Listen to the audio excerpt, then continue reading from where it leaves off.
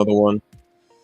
Ajita, this time I want to address the topic and it's about Yellow Hore. We have to stop feeling sorry.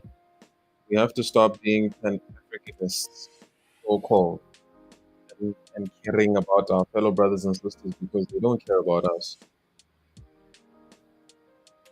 There's no Pan Africanism in Africa or amongst the black community. It's a myth. They only preach it when they want to gain benefits from living in South Africa. Mind you, benefits that our ancestors fought and died for. They got mauled by dogs. They got ran over with cars. They got shot on the road like animals. Our ancestors died for what we have today, and we must preserve the heritage and the legacy of their work. We cannot afford to just give it up to random Africans that want to preach Pan Africanism when it suits them.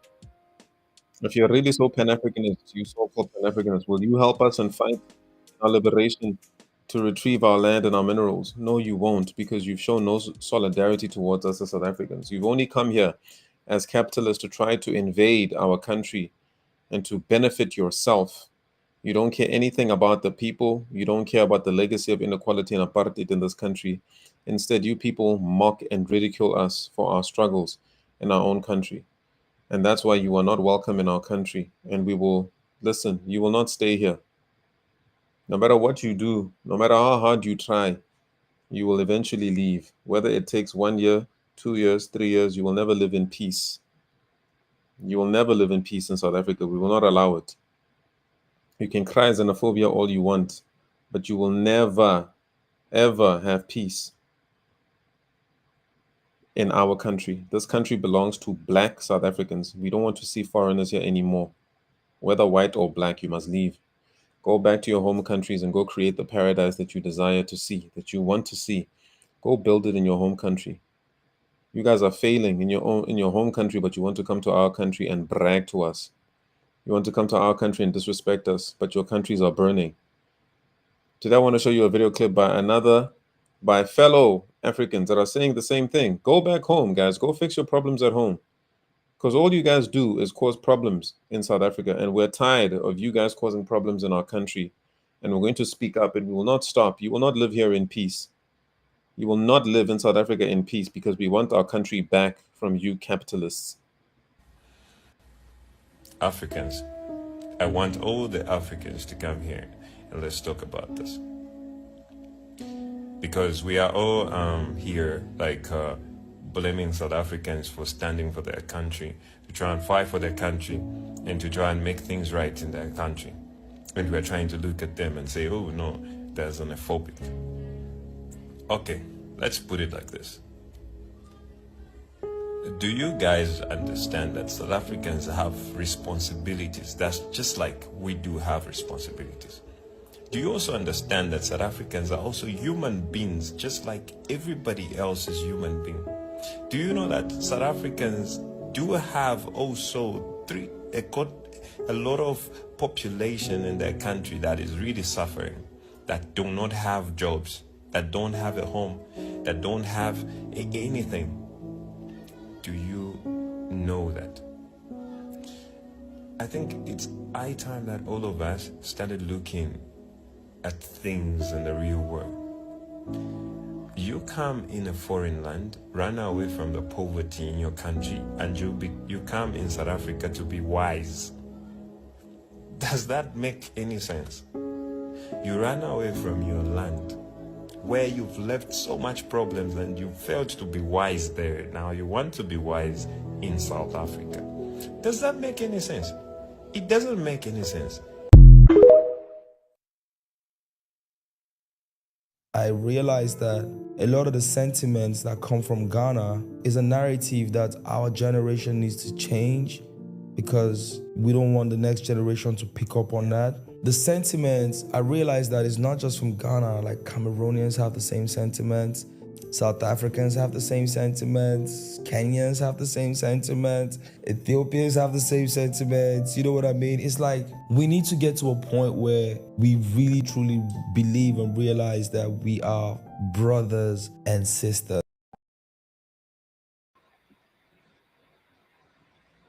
Nonsense. We're not brothers and sisters.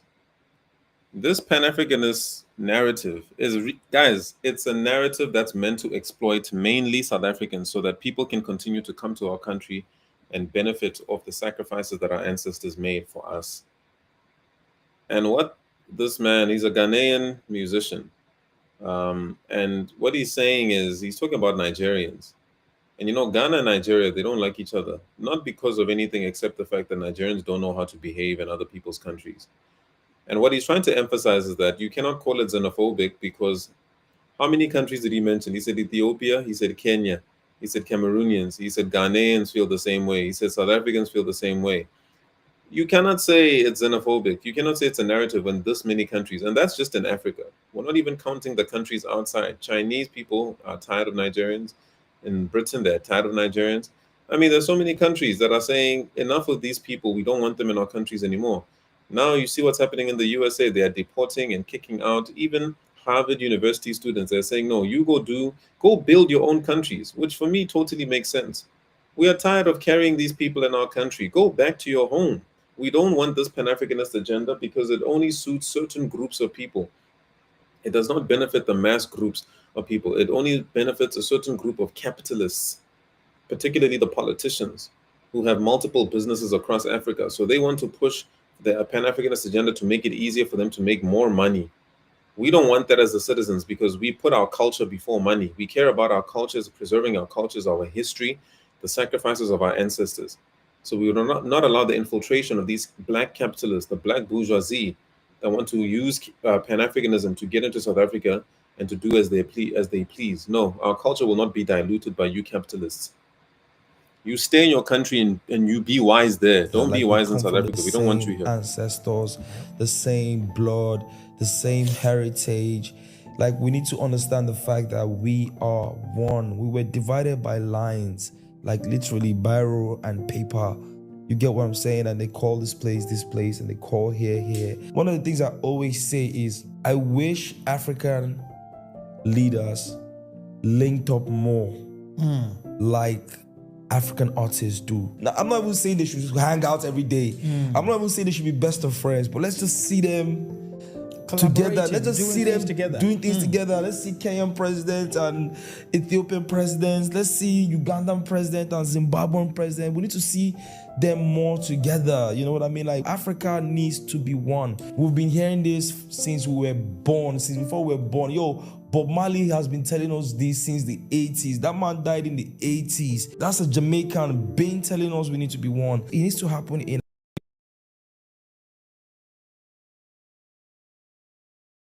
Guys, Africa will never be one. There's always going to be a sellout. There's always going to be some black capitalist that takes money from the Europeans or takes money from the West or the East or wherever. This idea, this concept of trying to unite such a massive continent is never going to, it's not going to happen. It won't happen. The best thing for you to do is to take care of your home country. This discussion, once everybody develops their own country and there's no leeching, Nigerians, stop leeching from other countries. You are leeches. Fix your own country. Stop leeching from other people. All you guys do is steal what other people have. All you guys do is interrupt what other people have got going on. Focus on your own country. Focus on building your own people and yourselves and your own cultures. People don't want to accommodate you anymore. And for some reason, you guys don't want to listen. You keep saying it's jealousy. At some point, you cannot just say it's jealousy when it's this many people. You guys are just using this as a defense mechanism because you know you can't fix your own country and you know you guys have failed. You failed to fix your country. You're a failed country, a failed state. So you cannot talk to anybody until you fix Nigeria. Fix your countries, guys. That's what it's time for right now. There's no such thing as African unity that's going to take place as long as we have all of these leeches that are fleeing from their country to try to exploit the benefits that other people have fought hard for. We're not giving things away. There are no freebies. Go fix your own country. Go work. Do the work in your own country. Generation, from the leadership to us. I don't want to only see our presidents when they are doing AU conference or when there's ECOWAS. That's the only time you see them ECOWAS meeting. That's the only time you see them together. No, I feel like we need to unite our continent more. Connected Minds Podcast.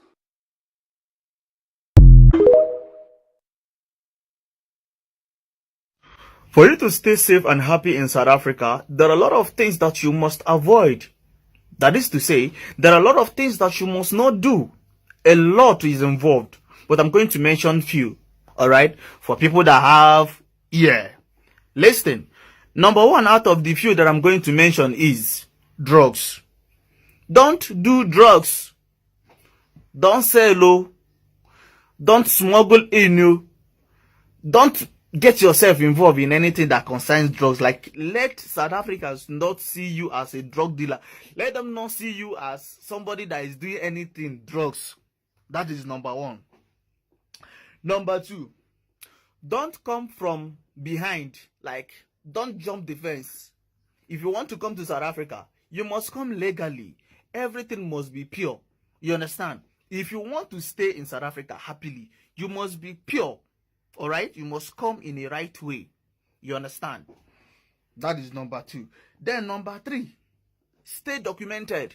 In as much as you entered documented, you need to stay documented. If your papers get expired, my brother, try as much as you can to go and renew it on time. It is very, very important. It is very, very important because sometimes these people doesn't want to hear please.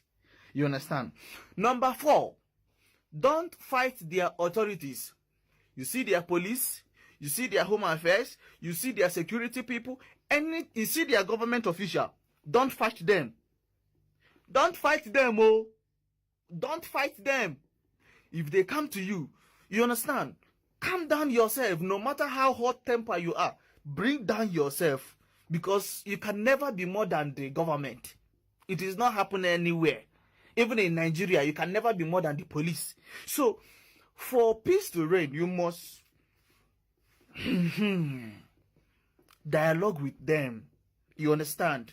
So that if the case was going to be 100%, it can reduce to maybe 70 or 60. It is for your own good. Don't fight their what? Their authorities. It is very, very important. Number five, don't use their ladies. Don't use their ladies, so because the moment they find out that you are using their ladies, you are in trouble. Even their ladies are not safe at this point in time. So don't use their ladies. You understand what I mean by using their ladies? Okay, fine. We all know that everybody wants to get documented. And we all know that when you marry a South African, you know, in a certain, in I think in 5 years or what, you will get document, you will get permanent whatsoever. Now you have to do it in a right way. If you must marry a South African, marry her in a right way. Pay her lobola. Do your court marriage, what. Make sure that your people know that you are getting married. Don't just marry her for your own selfish interest. That is what I'm saying. Then, number 6, stay away from their child. You see, child abuse, it is highly prohibited in South Africa. Because I have seen so many old cargos, old fools. There are people of even people of 50 years, they are going for 18 years, 17 years, all these young years. These children are too small for you people, man. They are too small for you people, man. Don't do that. It is child abuse. Don't do that. I'm even seeing people that are going as far as dating kids of 15 years, 16 years, 17 years. What for? What for? Are you mad or something? Don't abuse their kids, so. Don't abuse their kids. Then another thing is rape. Another thing is what? Rape. If a South African lady tells you no, please, let her no be her no. Don't try to talk her into, because once she reports you that you rape her, bro, life imprisonment, yo. Life imprisonment, yo. Ghanaians, Nigerians, Malawians, Ethiopians, are you guys listening? If you rape their kids, now life imprisonment, yo. That's if they will not kill yourself. Then another thing, stay away from South African's wife. If a girl is married to her South African man, stay clear. Stay away completely. Stay away, oh. Their men know they use their wife play, oh. Their wife no they use their men no they use their wife play. Oh. They can even kill you and spare their wife. At this point, their wife is not the problem. You are the problem. You understand? So stay away from their wives. As a matter of fact, before you have anything to do with a South African lady, you must be very, very sure that the lady does not have a child. Or maybe even if she has a child, make sure that, make your inquirements very well. Make sure that she's not living with her boyfriend or she's not living with her husband. So, be careful. Be careful. So, if there are other things that foreigners need to avoid in South Africa, please put it on the comment section. Thank you and remain blessed. Have a nice day.